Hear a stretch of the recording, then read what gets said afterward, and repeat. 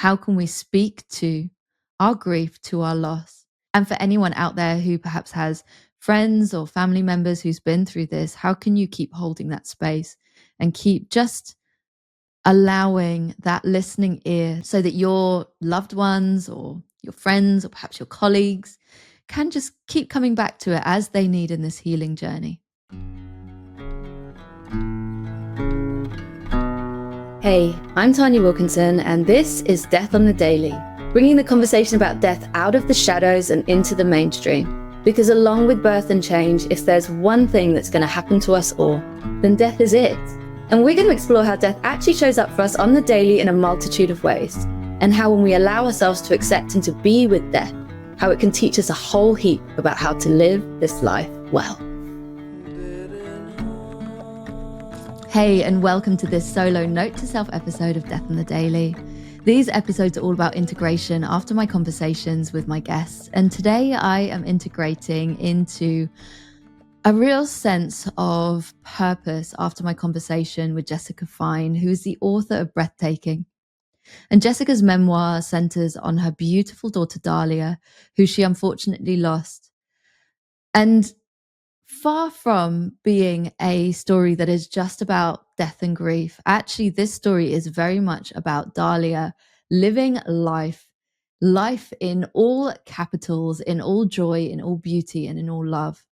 But that's not to, I suppose, gloss over the difficulties and the challenges and the continued losses that Jessica, Dahlia, and her family experienced on this journey. But actually what Jessica really profoundly shares is that weaving together of the joy and the love alongside the sorrow and alongside the challenges. And she really connected me in our conversation into that beauty of life and into the beauty when we have to go through those times where we really, really have to root into our resilience. So in today's episode, and in honor of Dahlia and the fact that actually when Jessica speaks about Dahlia, I can see Jessica's energy just lighting up and going through the roof, and those conversations around the joys and all of those beautiful memories that had me beaming when I was reading the book, as well as crying at the really profoundly painful points, you know, alongside our conversation where I was smiling from ear to ear as I really felt that spirit of Dahlia that was with us. So in today's conversation, I want to connect into a being that will never fail to bring a beam of joy to my face. And that is our daughter, Ngākau Raiona. Now, if you haven't heard my story with my daughter, go check out episode 1 of Death on the Daily. Scroll all the way back, because in that episode, I share just a little bit around our journey. There's definitely a whole book about our journey, as short as it was. I say short, and actually this is where I really want to root today's conversation. That doesn't mean that it wasn't meaningful, that it wasn't profound, that Ngākau Raiona hasn't changed me in every sense of the word, including the fact that she made me truly, deeply, and completely a mama. I will always be her mama. Now, if you haven't heard our story, just to share just a little bit. So we unfortunately lost her 5 months into pregnancy. This was last year. And she had a birth defect called encephalocele that at best meant that she would survive for 36 hours outside of the womb if she survived that long. So we had to make a choice, and that was to go through what's called a termination for medical reasons. And within that process as well, I flowed with actually a sense of presence. Again, go back to episode 1, because there I share around my promise of presence to my daughter. But I navigated that experience with a sense of presence through her death, her birth, and then all the way through to her burial and beyond. Profoundly painful, but she brought so much joy to my life. And yeah, I really, really do smile as well as cry, you know, when I think about her. And this conversation is particularly poignant and meaningful for me this week, because this week is actually Baby Loss Awareness Week, which is all about breaking the silence surrounding pregnancy and infant loss. You know, if we root into the statistics around miscarriage, 1 in 4 known pregnancies end in miscarriage. yet it's just not talked about. I mean, I don't think I even contemplated miscarriage as like a thing. Obviously, I knew that it happens, but I hadn't really connected into it actually until I went through my first miscarriage, which was at the tail end of my corporate career. And that silence is something that, through this podcast, through everything that I'm doing, I'm on a mission to join many other people who are speaking our truth. We're speaking our truth and getting this conversation out of the shadows, because actually it being in the shadows is not serving us. It's not serving parents. It's really, really profoundly painful. And it makes me so sad to think of how many women have had to navigate this journey alone, myself included. So just to share on that first miscarriage back in 2021, I, when it first happened, only shared what happened with people, I suppose, on a, like, in my mind, it was a they need to know basis. So that was my parents, because we just told them that I was pregnant. That was the lady in the people team to update her. And that was very few other people. I didn't even share it with close friends until a little bit later down the line.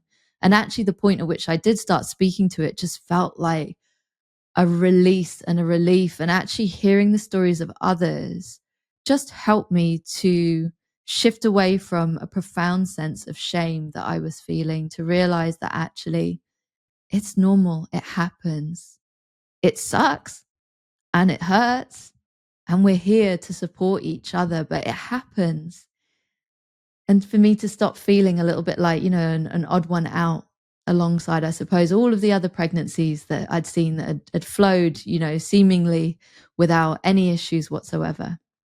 And for me as well, this has really been a shift in my perspective and in my journey of showing vulnerability, of really speaking the truth of my experiences, and not sort of, I suppose, sharing a Instagram worthy, glossy version of me.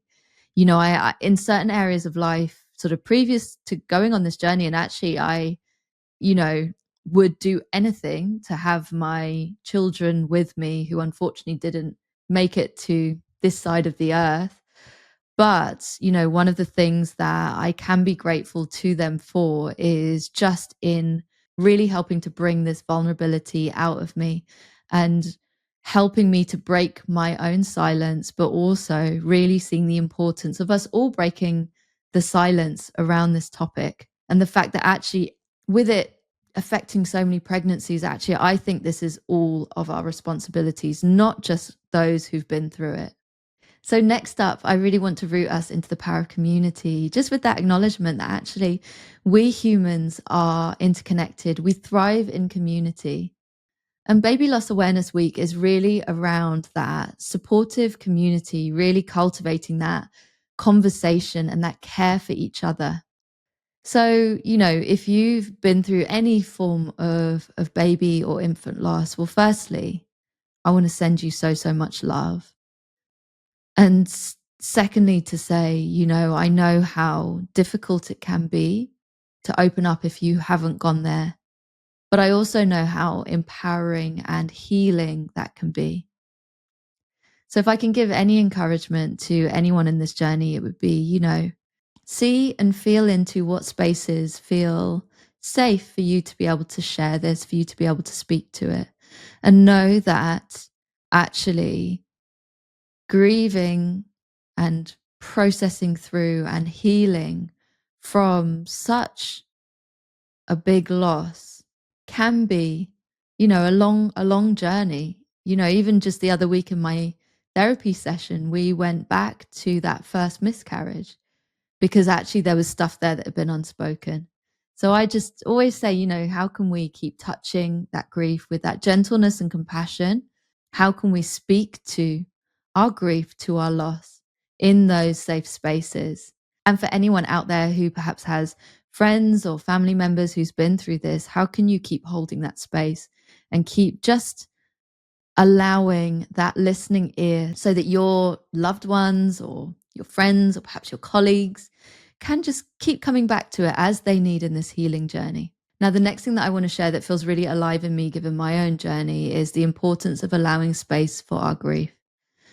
Now, I'm going to take myself back to that first miscarriage again, because actually, I in some ways couldn't escape that grief. It actually took me by surprise. The miscarriage was quite, I say relatively early in inverted commas, because actually it still hurt and it was still a big loss.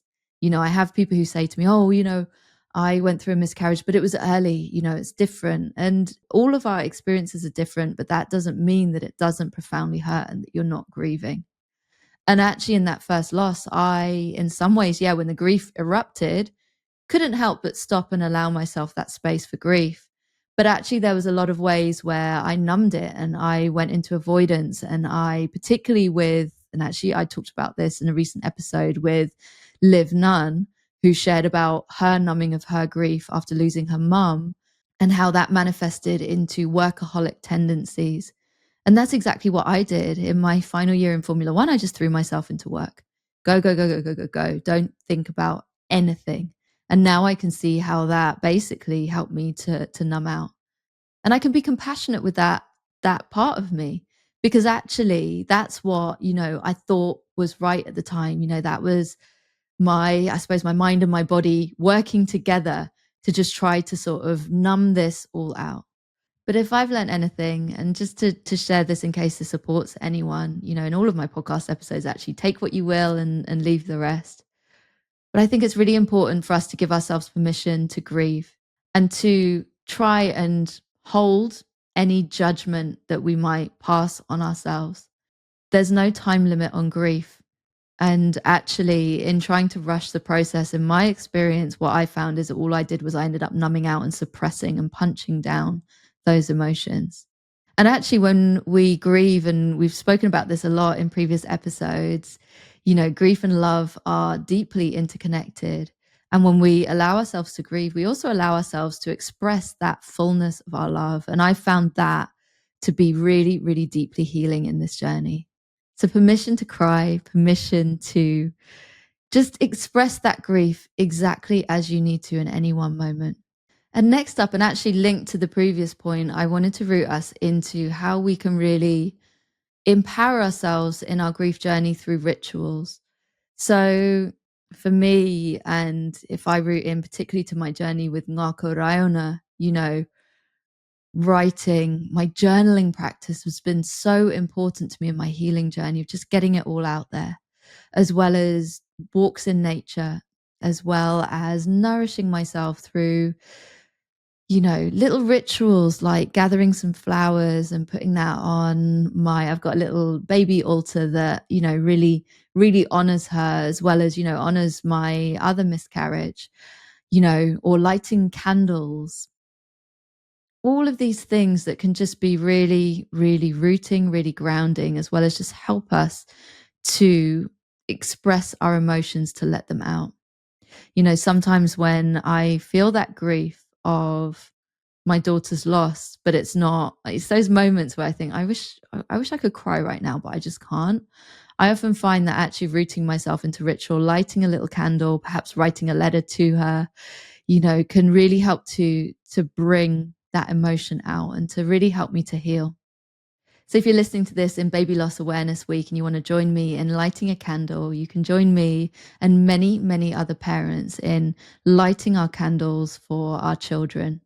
And finally, I really just wanted to circle back onto the point of the importance of supporting each other through our loss. So I talk about this a lot in Death in the Daily, and the power of just being present for someone else, of holding space for their grief without needing to fix it, without needing to give any platitudes like, everything happens for a reason, or you'll be pregnant again soon, or you can try again soon, or, at least this shows that you can get pregnant, and other stuff that actually I can call myself out on the fact that actually in the past, I've definitely said some of these. And now I think in horror at, some of the words that have come out of my mouth, because actually all that we need to do is just hold space. And actually in offering up any of those platitudes, it's not helpful. It can actually be more hurtful than helpful.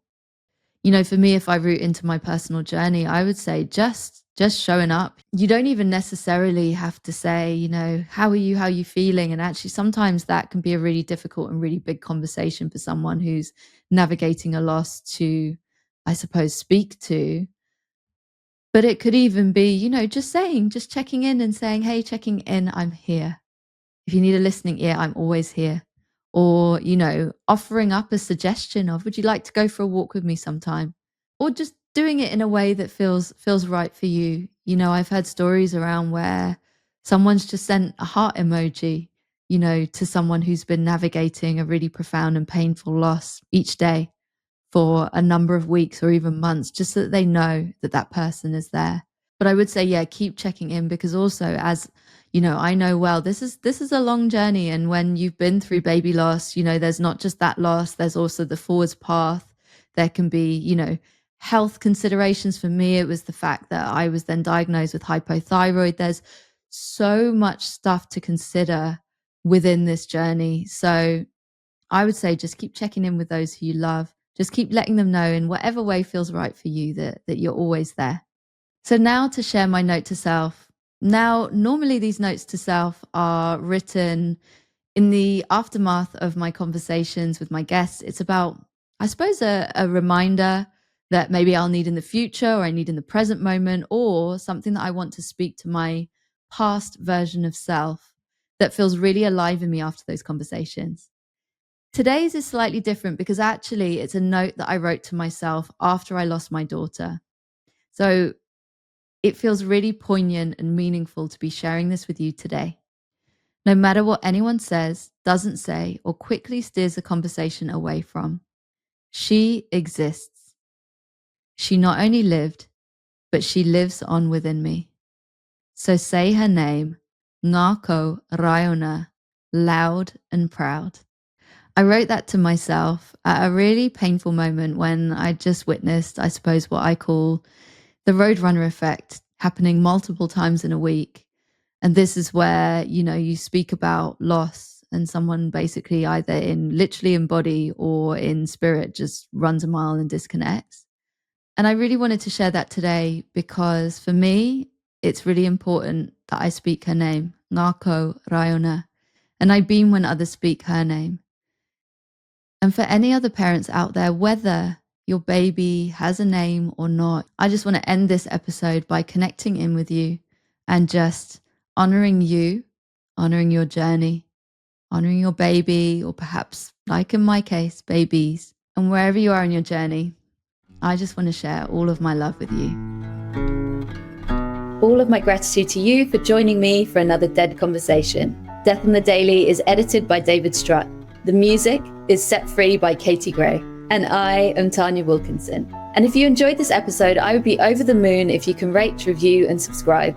It really, really helps me to get the word out there. And if you want to say hi or to hear more about my work as a coach and death doula, including how I support my clients to navigate their death on the daily, then all of the ways that you can connect with me are in the show notes. I'll be back soon with some more Dead Conversations. And in the meantime, take good care of yourself and others.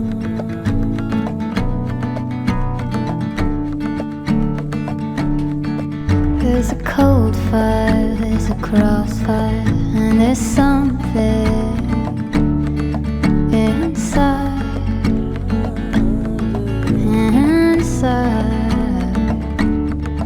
and we'll never make it.